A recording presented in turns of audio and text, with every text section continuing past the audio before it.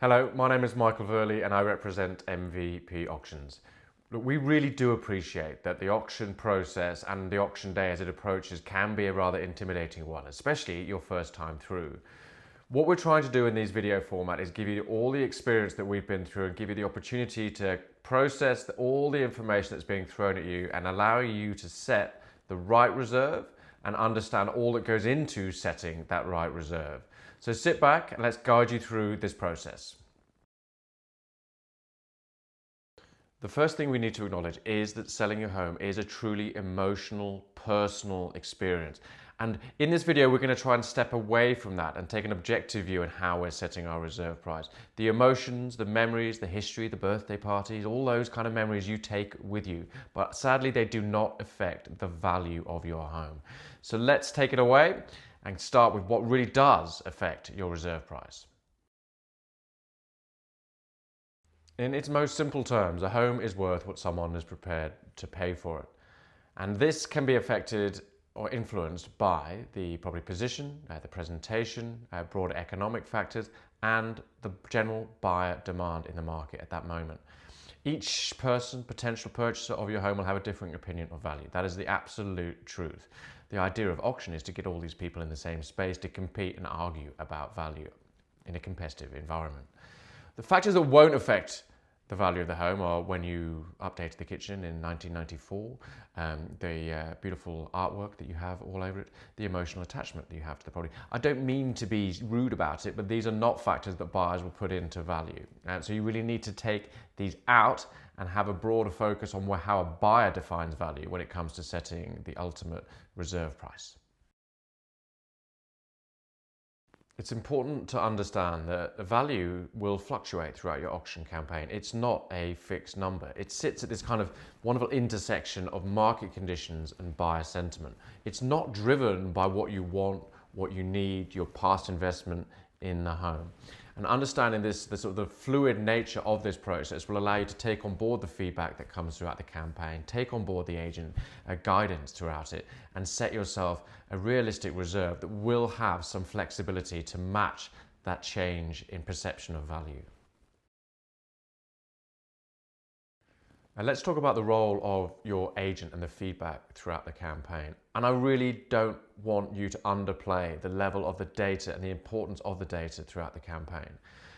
The main portals, Real Estate and Domain, will really give you a nice breakdown of buyer engagement in relation to your marketing campaign and how that reflects on the KPIs, the key performance indicators of any auction campaign. We want people to view the property online. We want them to make a decision to come and view the property in person. And once they've done that, we're looking for secondary levels of interest, which will be, have they been back for a second viewing? Have they requested a contract? And then as we dig a little deeper with the quality of your agent conversations, there'll be thoughts on, have they done a pest and building report? Have they requested changes to the contract? All of these are indicators of secondary levels of interest, and hopefully leading into that last few days of auction campaign, will they be registered and are they intending on bidding at your auction? These are all the factors that will affect where the buyer sentiment is in relation to your marketing campaign and how strong an auction is looking as we lead in to those final moments. Granted, that's all data. Look, I love my spreadsheets, but that really doesn't reflect the human side, the emotional side of buyer interest or engagement within your property. And this is such an underrated skill of any quality agent, is understanding how that data reflects in buyers' opinion of value and their engagement and emotional attachment to any home. Because those are the factors that will drive property past a sort of rational price to an emotional figure. And this is why any owner, I really do think you should listen closely to your agent's feedback in relation to price feedback. Ultimately, if we ask a buyer, where do you see value? I hear it from every owner. Yes, they're not going to tell us what their maximum price is. I get that. But an agent will factor in where they see value and where the agent thinks we can push that expectation to at auction.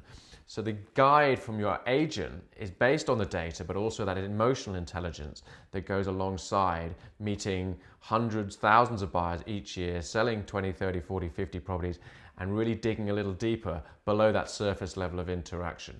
This information will allow you to set and be guided by quality information and data.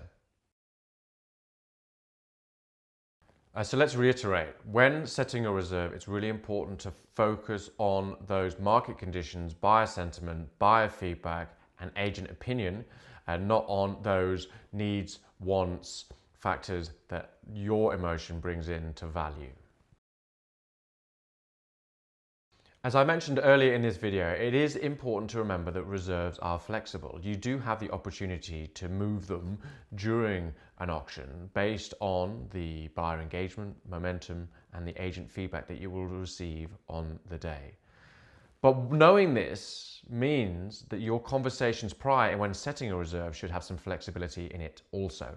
And that's why when we sit down with our owners prior to the big day, we talk about a negotiation range and the establishment of a true minimum known as the take price. Establishing your true minimum, your take price, is a really crucial part of setting yourself up for success at auction day. It really does take the pressure off you on the day from making a decision that you may regret. And I think it's really important that you have this discussion at length and give yourself time leading into an auction campaign. Ultimately, if it's without the agent being there, I think that helps. But the agent will reiterate this conversation in that last strategy meeting, vendor meeting leading into the big auction day. The questions you need to ask yourself are, if we don't get X, that figure you've plucked originally, and we get X minus 10,000, X minus 20, 30, 35, 37, 40,000, less than our initial expectations, can we make the next step? Can we make a proactive decision to accept an unconditional offer and move on with our life? And it's only you who can make that decision. There are so many factors that go into moving on, turning the page, and not just about price. And sometimes we get fixated on this figure, the wants and needs. But knowing that we can make a decision, a proactive choice, below our initial expectations, allow you to move into an auction with that flexibility, knowing there might be an opportunity to be proactive at auction and get the property sold. This next section may be a little controversial. I know some auctioneers, agents, owners, buyers have differing opinions, but calling the property on the market can be a really strategic point at your auction. Sadly, it's a question we get asked quite a bit from buyers at the moment, is are we on the market, are we selling? And if an auctioneer doesn't say yes, then quite clearly the answer is no. And that really can affect the buyer engagement at your auction. Good auctioneers, good momentum, good bidding, good buying will often see that the property doesn't need to be called on the market. But in some instances, having the clarity around that we are selling, that the owner's expectations have been either met or exceeded, can energize the room, can decrease the level of hesitation from buyers, and puts the fear of missing out, our lovely phrase from COVID days, FOMO. It also can help sustain momentum. When a buyer is looking at their partner, maybe considering if they're in or out, and you say to them, well, if we don't bid, we are selling, first, second, third, put some pressure on, that can create or re-engage that buyer, which then can create 1, 2, 3 extra bids and drive the momentum forward.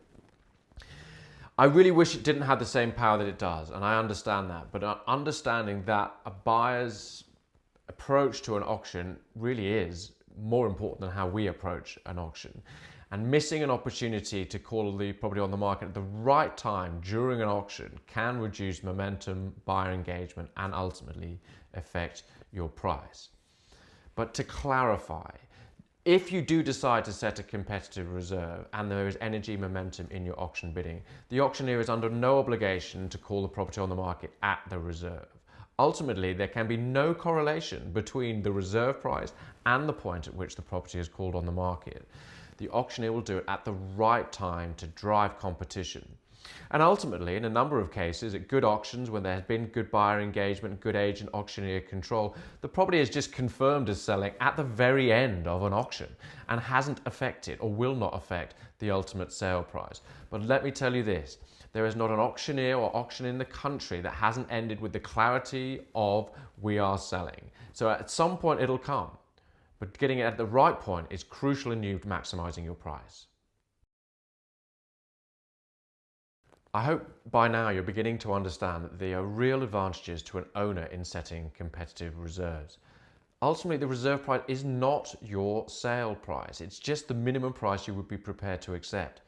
If buyers see value north of it, the auction process, the transparency, the competition that it allows your buyers to compete under, will find out what that premium, that emotional price is. And having the flexibility, the understanding, will allow you to set a competitive reserve, allow you to drive market based on competition, energy, emotion, fear of missing out, buyer engagement, and auctioneer and agent skill to truly maximize the value of your home. Okay, you've had some hard conversations, you've established your take price, you've got your negotiation range, you've got your dream price, you've got your take price, and your reserve is this kind of flexible figure within that mark. Set that way you feel comfortable. Ultimately, I don't want an owner walking into an auction thinking they've set a reserve below what they would take, but it needs to sit within that beautiful negotiation range. Because at auction, you may be asked to make a decision within that range. And this is the crucial part of the auction process. You're going to be given real-time information, guidance from your buyers in relation to their energy, momentum, and competition, but also from your agent as they move back and forth between you and your marketplace to clarify the expected sale price or the buyer engagement to allow you to maybe make a decision in relation to that reserve slider during the campaign to be competitive, to take the emotion out of it, and ultimately use all those powerful market forces that'll push your price to beyond, ideally, your initial expectation. But what happens if your reserve is not met? Well, let's make it really clear. It's not the end of the world. Auction is a process. It's a deadline to create activity and buyer engagement, but it's not a deadline on you. If the price isn't right at this stage and you can't make it work, then you move into a post-auction negotiation, which is your phase 3 of any auction campaign. And let's remember the beauty of auction. You've had the chance to sell it prior, the chance to sell it at, and now you're moving into phase 3, which is trying to sell it after.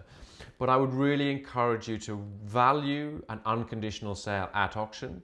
Value the level of feedback, engagement, agent opinion that you've had throughout the campaign, that if you're not there to agree price at auction, maybe you as an owner have set your expectations above where the true value of your home is.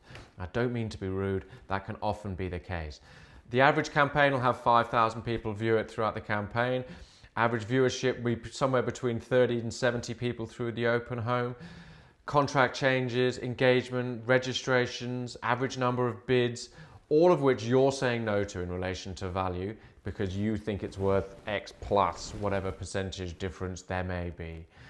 Ultimately, it's your decision. It's an emotional decision. We understand that. We've asked you to take it out, but price is determined by your market. If we can't agree on the day, post-auction negotiations will offer your buyer that wonderfully sweaty 5-day cooling off period, and you are hoping to find that one buyer who's above the market. I wish you all the best, but your best chance to sell is at or prior to any auction. Your auctioneer really does have a real important role. At MVP Auctions, we pride ourselves on our engagement in the campaign leading into auction. We don't just turn up, take a reserve price and move forward. If we have clarity around your negotiation range and have had decent conversations with you with a vendor meeting, strategy meeting leading into auction, we can best represent you. Our fees are somewhat high, some might think, but the more you engage in us, the more you allow us to be involved in your marketing campaign, the better we can control the bids at your auction, the better we can drive momentum and drive price. We have split seconds to make decisions in relation to what bids we take, how hard we push, who we're pushing at auction. If we have clarity around what you're expecting, your expectations, and have had these conversations with you leading into the day, we can help you maximize your price, take the pressure off you making great decisions, and put the pressure back on your buyers to maximize the outcome. Thank you for taking the time to watch this video. Whether your agent has sent this through to you because I'm going to be doing your auction as we move forward, or whether you're a potential vendor out there in the marketplace doing your research, good on both of you for taking the time out. Also, if you're a buyer trying to get some insight into what might happen or what a reserve is all about, I really wish that every person took the time to be educated and leading into an auction. There should be nothing scary about bidding, selling at auction. It does offer transparency, clarity. There is emotion from both sides, but ultimately it allows you to make informed decisions in buying and selling. If you do have any questions in relation to this video or about auction process, auction day, do reach out. My name is Michael Verley, MVP Auctions. We look forward to being in touch.